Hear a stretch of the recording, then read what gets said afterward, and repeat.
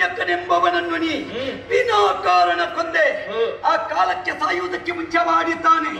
ನಾನು ಯಜ್ಞ ಮಾಡಿದ ಫಲ ನನಗಿದ್ದಲ್ಲಿ, ನಾ ಧಾರ್ಮಿಕ ಪ್ರಭುಶಕ್ತಿಯಾಗಿ ಮೆರೆದಲ್ಲಿ, ಮುಂದಕ್ಕೆ ನಮ್ಮ ವಂಶದಲ್ಲಿ ಹುಟ್ಟುವಂತಹ ದಾಶರಥಿ ರಾಮನಿಂದಲೇ ನಿನ್ನ ನಿರ್ನಾಮ. ಅದೇ ಯಾಕೆ ನಿನ್ನಿಂದಲೇ ಆಗಬೇಕು? ರಾಮನ ಹುಟ್ಟು ನಿನ್ನ ಸಂಕಲ್ಪ ಅಲ್ವೋ? ನಮ್ಮ ವಂಶದಲ್ಲಿ ಎಂತಹ ಧಾರ್ಮಿಕರ ಸಂಕಲ್ಪ ಇದೆ. ವಸಿಷ್ಠ ವಿಶ್ವಾಮಿತ್ರರ ವಿಶ್ವಹೃದಯದ ಹೃದಯ ಭಾಗಕ್ಕೆ ರಾಮ ಅಂತ ಹೆಸರು. ಶುಕ್ರಾಚಾರ್ಯರ ಕರಕಮಲ ಸಂಜಾತರಾಗಿ ಈ ಪ್ರಪಂಚದ ಬೆಳಕನ್ನು ಕಂಡವನು ಅಲ್ಲ, ಬೆಳೆದಾಡಿದವರು ನಾನು. ನೀನು ನನ್ನ ಇತಿಹಾಸ, ನಿನ್ನ ಇತಿಹಾಸ ಏನು? ಈ ಪ್ರಚಾರಕ್ಕೆ ರಾವಣ ಲೋಕರಾವಣ ಬಿಟ್ರೆ ನಿನ್ನ ಸಾಧನೆ ಏನು ಅಂತ ಪ್ರಶ್ನೆ ಬರ್ತದೆ. ಮಾಡಿಕೊಳ್ಳುವುದು ಪ್ರಚಾರವೇ? ಖಂಡಿತ ಅಲ್ಲ, ನಾವು ವಾಸ್ತವ. ನಾನು ವಾಸ್ತವೇ. ನಿಮ್ಮದ್ದು ಪ್ರಚಾರವೇ. ನಿನ್ನ ಜೀವನ ಚಾರಿತ್ರ್ಯದಲ್ಲಿ ಸೋಲೆ ಹೆಚ್ಚು. ಎಲ್ಲಿ ಉಂಟು ವಿಜಯ? ಯಮ ನಿನ್ನನ್ನು ಕೊಲ್ಲುವುದಕ್ಕೆ ದಂಡ ಎತ್ತಿದ, ಬ್ರಹ್ಮ ಬಂದು ತಡೆದ, ಅವನ ಸಾವು ನಿನ್ನಿಂದಲ್ಲ. ಆಗಿದೆಯೋ ಅದು ಪ್ರಶ್ನೆ. ಆಗಲಿಲ್ಲ. ನೀ ಸೋತದ್ದು ಹೌದು, ಅದನ್ನು ಹೇಳು. ನೀ ನಿನ್ನದನ್ನು ಜಾರಿ ತಡೆದ್ರೆ ಸೋತದೆ ಹೇಗೆ? ಬ್ರಹ್ಮ ನಿನ್ನ ವಧೆ ಯಮನಿಂದಲ್ಲ ಅಂತ ಹೇಳಿದ. ಬಿಟ್ಟು ಇನ್ನು ಮುಂದುವರಿದು ನೋಡು. ಕಾರ್ತವೀರ್ಯನಲ್ಲಿ ನೀ ಗೆದ್ದದ್ದು ಸೋತದ್ದು ತುಲ್ಯಾರಿ ಮಿತ್ರತ್ವ. ನಿನ್ನ ಹಣೆ ಬರಕ್ಕೆ ಸಮಗಾರರಲ್ಲಿ ಹೇಳು. ಸಮಗಾರರು ನೀನು ಅದೇ ನೀನು ಸಮಗಾರ, ನೀವು ಸಮಗಾರ. ನಿನ್ನನ್ನು ಅವ ಒಪ್ಪಲಿಲ್ಲ. ನಿಮ್ಮವರು ಅವನಲ್ಲಿ ಹೋಗಿ ಕೇಳು. ನಿನ್ನವನಾದ ಪುಲಸ್ತ್ಯ ಬ್ರಹ್ಮವನ್ನು ಕೇಳಿದ ಕಾಲದಲ್ಲಿ ಇರಲಿ ಅಂತ ಬಿಟ್ಟು ಬಿಟ್ಟ. ಬಲಿಯ ಗೃಹವನ್ನು ಪ್ರವೇಶ ಮಾಡಿದೆ. ಬಲಿ ಚಕ್ರವರ್ತಿ ಹೆಂಡತಿಯರ ಮುಂದೆ ನಿನ್ನನ್ನು ಚೆಂಡಿನಂತೆ ಆರಿಸಿದನಂತೆ. ಆ ಕಾಲದಲ್ಲಿಯೂ ನೀನು ಶರಣಾಗಿ ಬಂದದ್ದು ಮಾತ್ರವಲ್ಲ, ವಾಲಿಯಲ್ಲಿ ಸೋತೆ. ನಿನ್ನ ಜೀವನದಲ್ಲಿ ಇಂದ್ರನನ್ನು ನೀ ಗೆಲ್ಲಿಲ್ಲ. ಇದೆಲ್ಲ ಇವ ಹುಟ್ಟುವುದಕ್ಕಿಂತ ಮೊದಲು ನಡೆದು ಇವ ಅಂತ ಅಂತ ಹೇಳುದು. ಯಾರೋ ಸ್ವಲ್ಪ ಬರೆದಿಟ್ಟು ಖಂಡಿತ ಹೋದ್ರು ಇಲ್ಲ.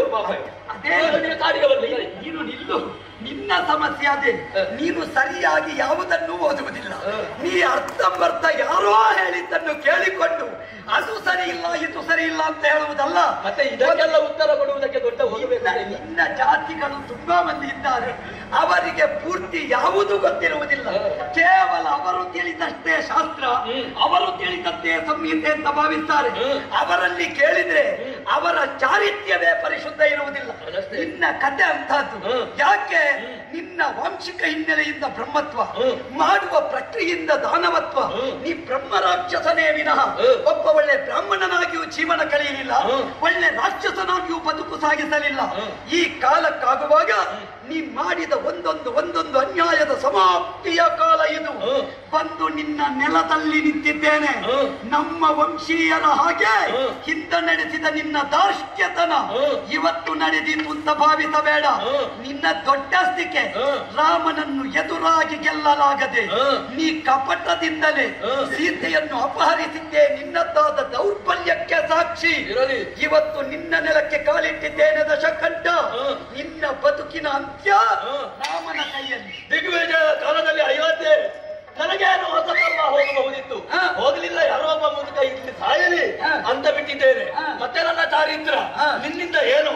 ಮೊನ್ನೆ ಹುಟ್ಟಿದವನು ಪ್ರಭು ಪರಮೇಶ್ವರ ದೇವರ ಕೈಲಾಸಗಿರಿ ನನ್ನ ಬೆನ್ನಿನಲ್ಲಿ. ಆ ಬಾಲ ಬೇರೆ, ನನ್ನ ಸಾಮಗಾನ ಬೇರೆ. ಅದಕ್ಕೆ ಅವನಿದು ಹೇಳಿದ್ದು ರಾವಣ, ಲೋಕ ರಾವಣ, ನಿನ್ನಂತವನು ಬೇಕು. ಪಾಶುಪತಾಸ್ತ್ರಕ್ಕೆ ಸರಿ ಸಮಾನವಾಗಿರುವಂತ, ತ್ರಿಶೂಲಕ್ಕೆ ಮಿಗಿಲಾಗಿರುವಂತ ಚಂದ್ರಹಾಸ ಗತ್ತಿ ನನ್ನ ಬಾಲಿಗೆ ದಯ ಮಾಡಿದ್ದಾನೆ.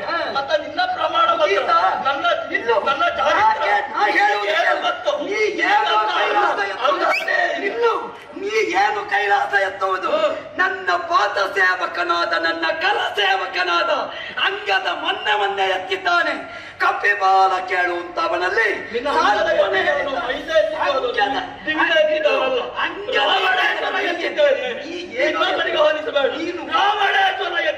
ಕಪಿಗಿಂತ ಕಡೆ ಅಂತ ನೀನು ಕೈ ಅಲ್ಲ, ನಿನ್ನ ಕೈ ಆ ರಜತಗಿರಿಯ ಹದಿಗೆ ಸಿಕ್ಕಿದಾಗ ನೀ ಹತ್ತದ್ದು. ನಿನ್ನಂತ ಪಾಪಿಗಳು ಹತ್ತರೂ ಸಾಮಗಾನ. ಅಂಗದನ್ನ ಕೈ ಏನು ಆಗಲಿಲ್ಲ. ಅಲುಕಿಸಿದ ಕಾಲದಲ್ಲಿ ಸನ್ಮಾನ ಮಾಡಿ ಕಳುಹಿಸಿದ್ದಾನೆ. ನನ್ನ ಸೇವಕನಿಗೆ ನೀನು ಎದೆಯಲ್ಲಿ ಮಾತಾಡಬೇಡ, ಜಾರಿಸುವುದು ಬೇಡ. ನಿನ್ನ ಸಾಮಗಾನಕ್ಕೆ ಬೆಂಕಿ ಬಿತ್ತು. ನಿನ್ನ ಅರ್ಥ ಸ್ವರ ಅದುವೇ ಆದದ್ದು. ಅಂಗದನಿಗೆ ಇಲ್ಲದ ಬಲುವು ರಾಮನ ಮುಂದೆ ತೋರಿಸುವುದಕ್ಕೆ ಬಂದ್ರೆ ದಶ ಕಂಡ ನೀನು ಬದುಕಿದ್ದೆ ಒಂದು ಪಿಂಡ ಹಾಕಿ ಇವತ್ತು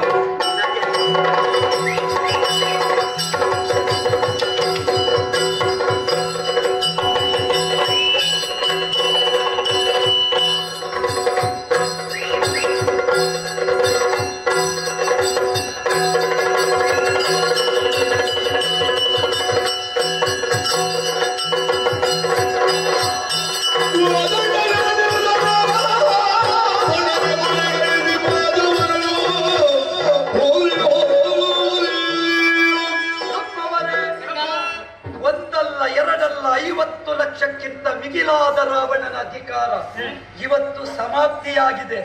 ಒಬ್ಬ ಎಷ್ಟು ಸಮಯ ಆಳಿದ ಎನ್ನುವುದು ಮುಖ್ಯ ಅಲ್ಲ, ಹೇಗೆ ಆಳಿದ ಎನ್ನುವುದೇ ಮುಖ್ಯ. ದುಷ್ಟನಾದ ದಶಕಂಠನ ಸುದೀರ್ಘಾವಧಿಯ ದುಷ್ಟದ ಆಳ್ವಿಕೆ ಇವತ್ತು ಸಮಾಪ್ತಿಯಾಗಿದೆ. ವಿಭೀಷಣನ ಸಿದ್ಧಾಂತಪೂರ್ಣವಾದ ಆಳ್ವಿಕೆ ಮುಂದೆ ಅನಾವರಣಗೊಳ್ಳುವುದಕ್ಕುಂಟು ಎನ್ನುವುದರ ಸಂದೇಶ. ರಾವಣನ ವಧೆಯಾಯಿತು, ಸುಮವೃಷ್ಟಿ ಸುಮನಸರು ಹರಿಸುತ್ತಾ ಇದ್ದಾರೆ.